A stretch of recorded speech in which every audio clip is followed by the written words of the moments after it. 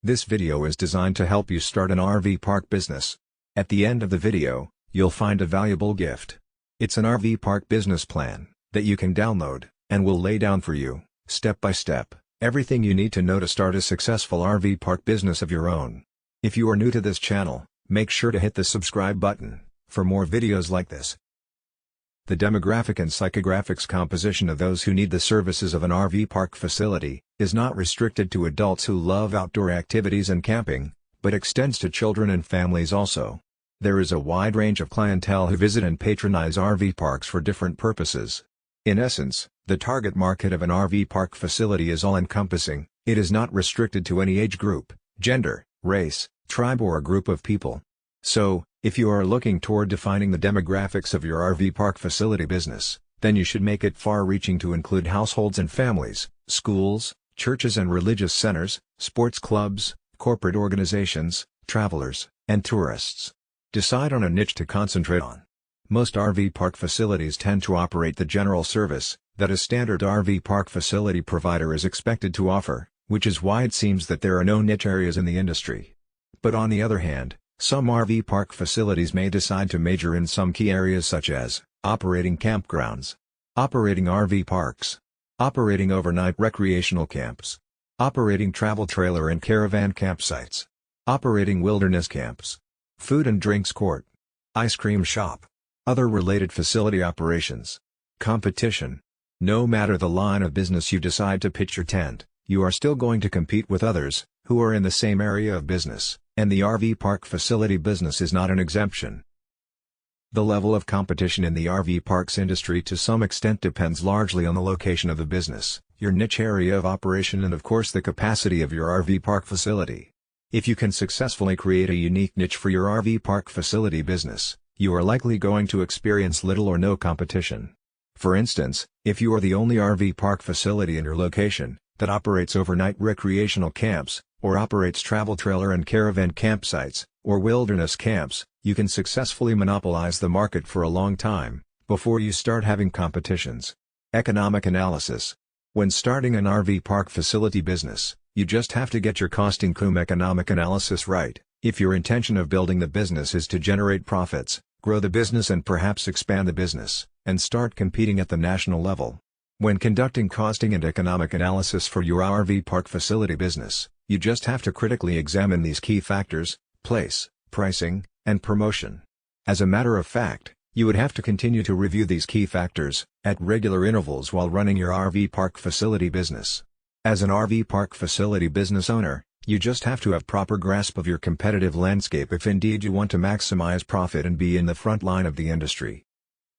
It is important to note that security and facility maintenance cost is one of the most important factors contributing to the overall cost of running an RV park facility business, and should be considered as a major factor when carrying out your costing and economic analysis. Threats and challenges. If you decide to open your own RV park facility today, one of the major challenges you are likely going to face is the presence of well-established RV park facilities, and of course other players in the campground and parks industry, in your target market location. The only way to avoid this challenge is to create your own market. Some other threats and challenges that you are likely going to face when you start your RV park facility are mature markets, bad economy downturn, and stiff competition. So also, unfavorable government policies, seasonal fluctuations, demographic and social factors, the downturn in the economy etc., are likely going to affect consumer spending for leisure services, such as RV park and camping. Naming your business. Normally, when it comes to choosing a name for your business, you should be creative, because whatever name you choose for your business will go a long way to create a perception of what the business represents. Typically, it is the norm for people to follow the trend in the industry they intend to operate from when naming their business. Location. Starting a business such as RV park business comes with its own challenges. It is a business that cannot be started in any location.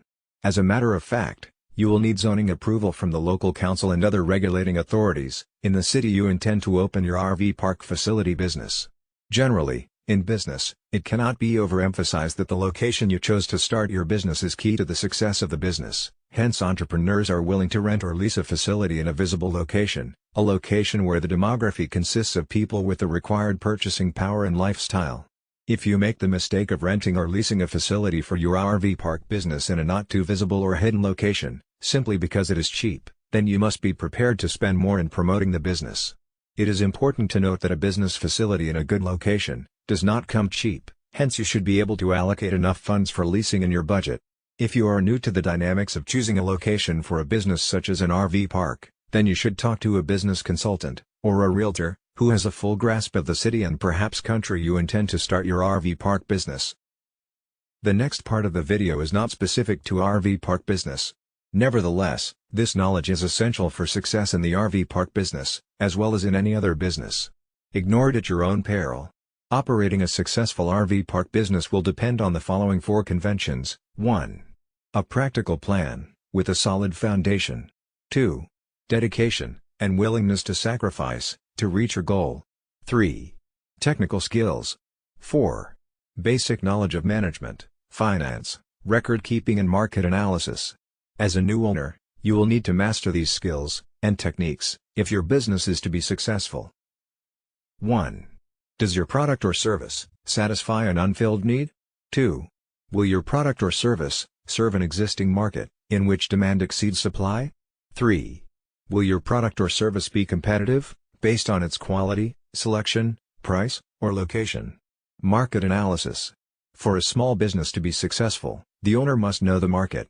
To learn the market, you must analyze it, a process that takes time and effort. You don't have to be a trained statistician to analyze the marketplace, nor does the analysis have to be costly.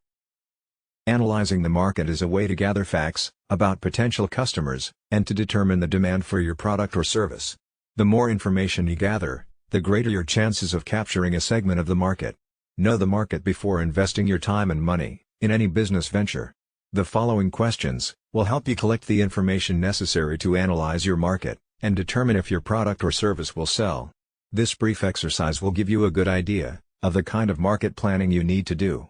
An answer of no to any of the questions indicates a weakness in your plan, so do your research until you can answer each question with a yes. 1. Do you know who your customers will be? 2.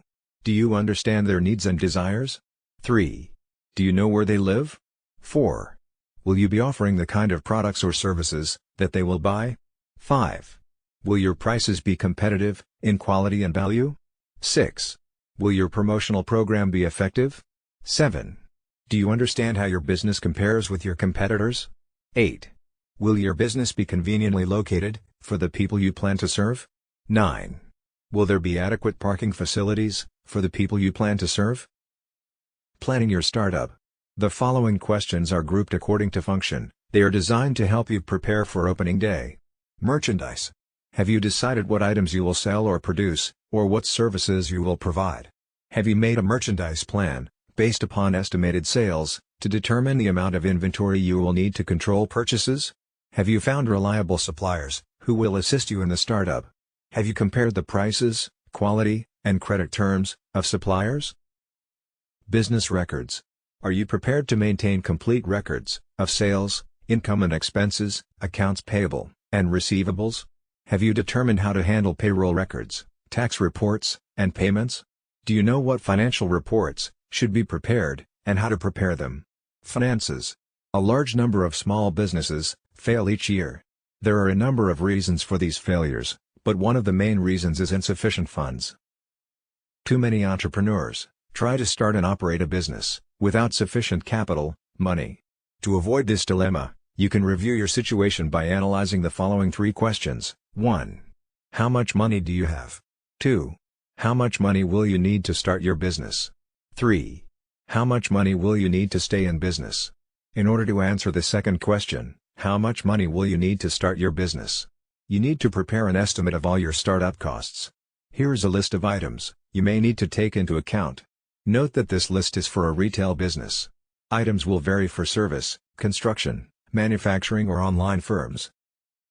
Decorating and remodeling, fixtures and equipment, installing fixtures and equipment, services and supplies, beginning inventory cost, legal, professional fees, licenses and permits, telephone utility deposits, insurance, signs, advertising for opening, unanticipated expenses. Now, the answer to the third question, how much money will you need to stay in business? must be divided into two parts: immediate costs and future costs. From the moment the door to your new business opens, a certain amount of income may come in. However, this income should not be projected in your operating expenses. You will need enough money available to cover costs for at least the first 3 months of operation.